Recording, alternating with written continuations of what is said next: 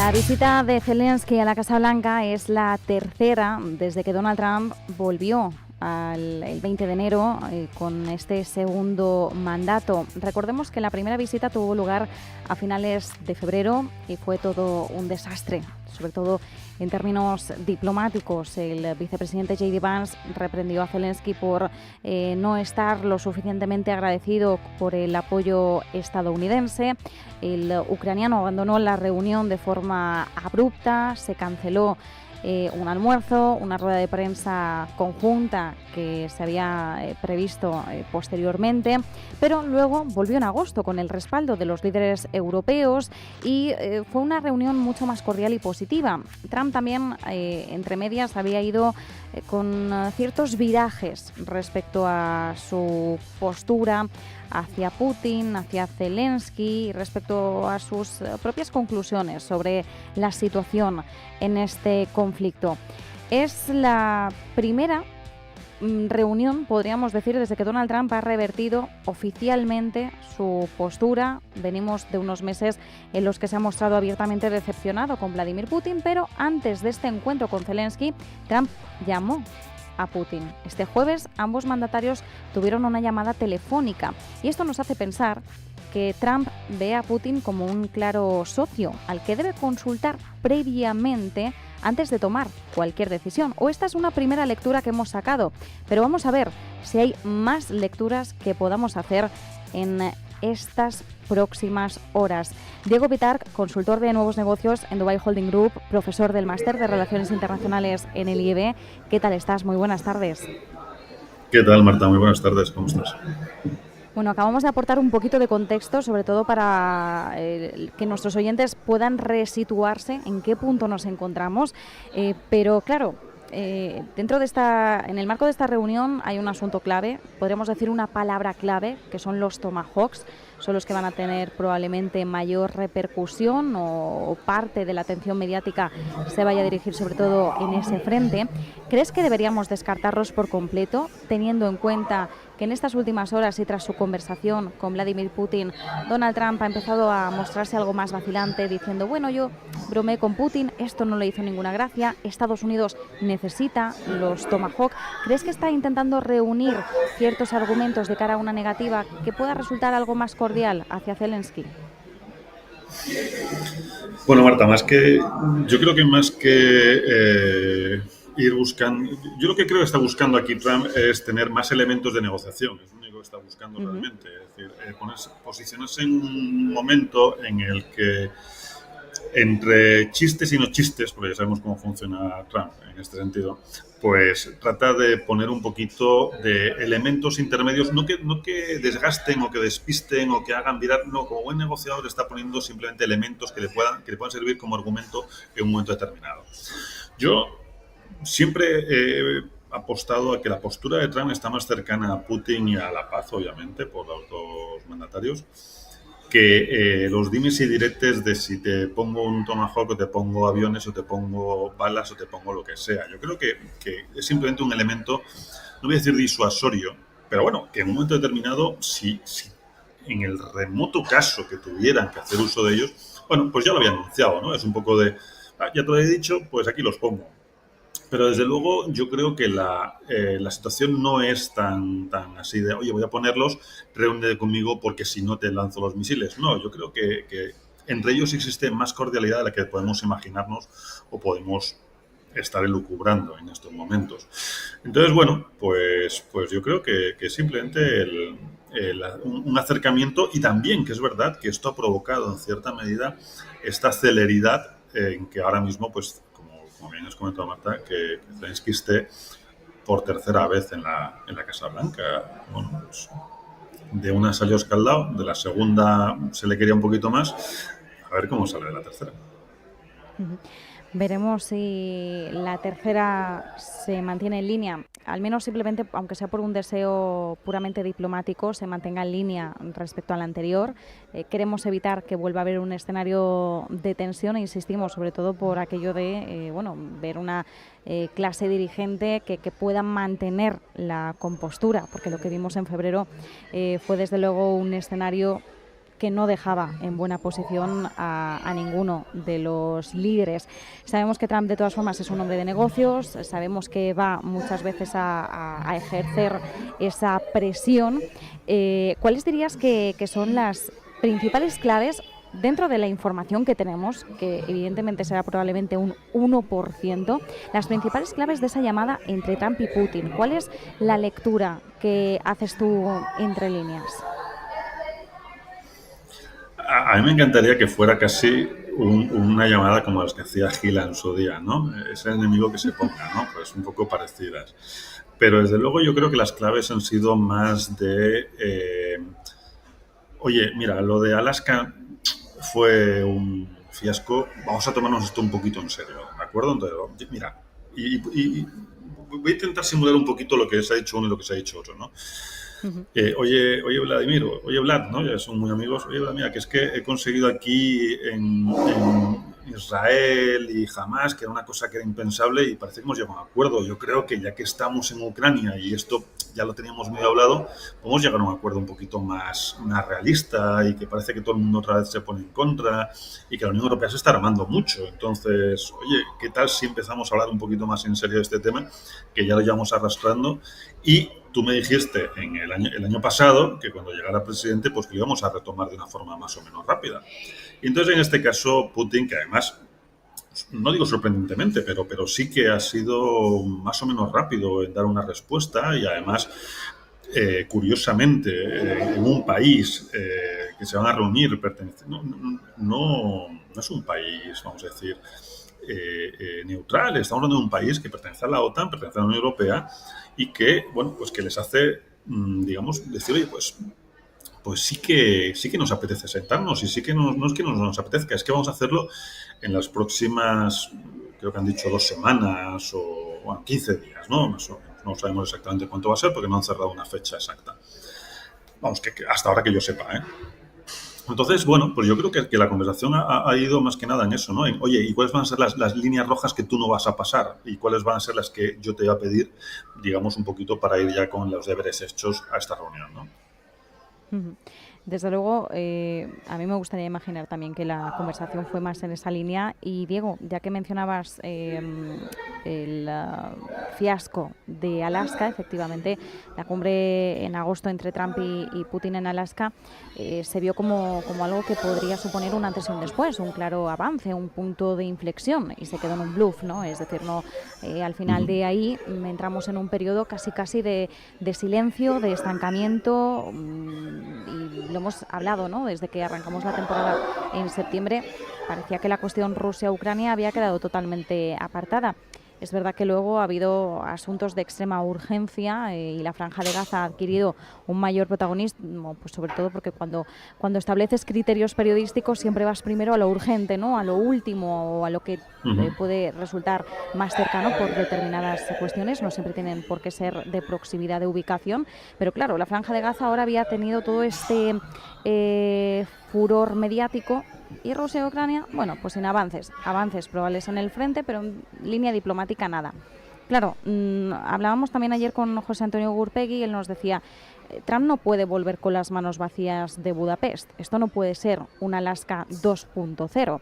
Por tanto, ¿cuáles son las expectativas más reales y realistas que deberíamos manejar, teniendo en cuenta que la conversación puede haber ido más en esos términos de, oye, que nos tenemos que volver a reunir y esta vez tiene que haber algo, cierta sustancia?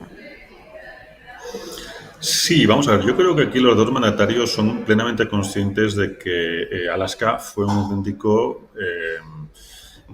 auténtica decepción internacional. O sea, no voy a poner otra palabra, yo creo que decepción, porque todos teníamos como muchas esperanzas. Yo era el primero que tenía muchísimas esperanzas en que de ahí surgiera algo interesante. Y se ha quedado un bluff. ¿Qué pasa? Que de Alaska ahora, o sea, de agosto ahora, no es que las cosas hayan cambiado, es que digamos que Trump también se nos ha venido arriba con el tema de la paz en Oriente Medio y creo que tiene una disposición mayor. O sea, ahora mismo tampoco, aunque lo mantiene la tensión comercial, pero tampoco es lo más importante. Y luego además Trump ha iniciado determinadas actividades en otros territorios, como el caso de Venezuela, en el que pues, Putin también tiene ciertos intereses. Entonces yo creo que ahora los actores son los mismos, pero digamos que las circunstancias son diferentes en algunos frentes, y creo que tienen ahora los dos, porque también hay que ver que Putin se da cuenta de que, oye, pues llega otra vez el invierno es duro, sí, aunque Rusia en ese sentido está también muy preparado, pero es duro y hay que empezar a tranquilizar el tema porque que vamos a llegar a los 3 años, ¿no? Sí, ¿no? 3 años, 4 años Sí, ya sí, sí, fue de guerra. 2022. 2021, no 21, No, 2022. 22, Sí. perdona, sí. Pues eso, vamos a por el cuarto año. Es que me parece que no se puede alargar más esta guerra y los dos lo saben y creo que los dos quieren además salir ciertamente triunfantes, es decir, oye, yo me llevo lo mío y yo me llevo lo mío, aunque he tenido que ceder en esto, pues igual que Netanyahu, que ha salido de alguna manera pues un poco también triunfante de todo lo que es la paz. Entonces, oye, mira, si lo he conseguido con Netanyahu, que está en circunstancias incluso peores que las tuyas, imagínate lo que puedo hacer contigo. Y yo creo que están ahí los dos intentando arrimar un poquito al hombro. Yo no me cabe la menor duda. Desde luego, el paso al menos es reconocer que Alaska se quedó en nada y que ahora hay una mayor oportunidad de conseguir un avance real. Efectivamente, ahora también Trump está con toda la energía de lo logrado en Gaza, aunque estamos hablando de un alto el fuego, todavía no es que tengamos una paz oficial, pero bueno, también ya conocemos al presidente estadounidense y ya sabemos él también cómo considera los conflictos solventados, ¿no? Ahora dice que ha terminado 8 guerras, cuando, bueno, si miramos la letra pequeña no es realmente así, pero bueno, sí que es cierto que se podría notar un tanto más oficial si consiguiera un alto el fuego entre Rusia y Ucrania por la magnitud y la duración del conflicto, que como bien indicas es que nos estamos acercando al cuarto año. Un alto el fuego ya sería un logro muy importante. Respecto a la posición de la Unión Europea, los avances o no avances que están consiguiendo los líderes aliados de Ucrania. Sabemos que una de las últimas propuestas pasa por comprar armas para Ucrania con activos rusos. ¿Cómo estás viendo esta serie de medidas? ¿Consideras que Europa está totalmente alejada de una posible resolución diplomática? Sabemos que en un primer momento se nombraron a Starmer y a Macron como las voces oficiales dentro de posibles conversaciones, negociaciones, pero todo esto ha quedado a un lado. Ahora mismo parece que Europa ha delegado totalmente cualquier vía diplomática hacia Donald Trump. Y bueno, entre paquetes de sanciones y propuestas es la única línea en la que vemos que Europa esté tomando algún tipo de papel activo, por así decirlo, en este conflicto. Pues mira, Marta, yo desde luego todo lo que hace ahora mismo la Unión Europea desde que empezó este conflicto, cada día lo entiendo menos. O sea, vamos a ver. Estamos hablando de que estamos poniendo un poquito de cordura, estamos intentando poner un poquito que se sienten vamos a decir, los mayores, como ya se dijo en su día, a hablar de cosas que son importantes. Este es el momento en el que los dos mayores están sentados, o los tres mayores, aunque Rusia parece que al final quiere ceder en cierta medida, que entre también Zelensky dentro de la negociación, aunque bueno, el guiño que le ha hecho también, en este caso Putin, oye, vamos a hacerlo en un país europeo. Todo esto, y vienes tú a molestar. O sea, perdona, pero lo único que estás haciendo es ruido. O sea, es el típico, los dos mayores que están hablando, el niño pidiendo helado. Niño, deja de molestar. O sea, deja que estamos hablando de cosas muy serias. Me parece que hasta ahora, cualquier medida, cualquiera, de las que ha propuesto la Unión Europea desde que empezó el conflicto, no ha tenido un efecto más allá de que se hayan enriquecido las arcas todavía más rusas, vendiendo el petróleo por otro lado, el gas por otro lado, consiguiendo mejores alianzas y reforzando alianzas que deberían de preocupar en cierta medida también a la Unión Europea, y lo único que estás consiguiendo son efectos contrarios. ¿Por qué? Por un tema no te digo de buenismo, sino de que no son capaces de que les tiembla el pulso cada vez que tienen que tomar alguna decisión, y como no se ponen de acuerdo ni en su casa, pues obviamente ni se les espera, ni se les va a ver, ni nada. Entonces, ante la pataleta, pues tienen esto. Entonces, vamos a utilizar los activos rusos para comprar armas para Ucrania. No sé hasta qué punto tiene eso algo de legalidad o no, pero a mí me parece más una patadeta que otra cosa y querer poner en cierta medida, y quizás no sea la expresión más correcta, pero querer poner palos en las ruedas para que la cosa no avance. Ujú.